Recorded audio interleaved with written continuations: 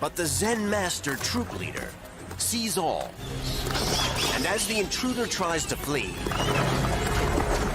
he turns Kung Fu Monkey. The Master's bigger. And so are his daggers. The intruder must choose between ferocious fangs and the river rapids. No contest.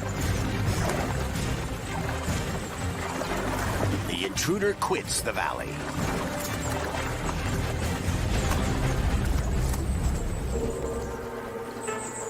The Zen Master returns peace to the mountain. And hell turns back to heaven.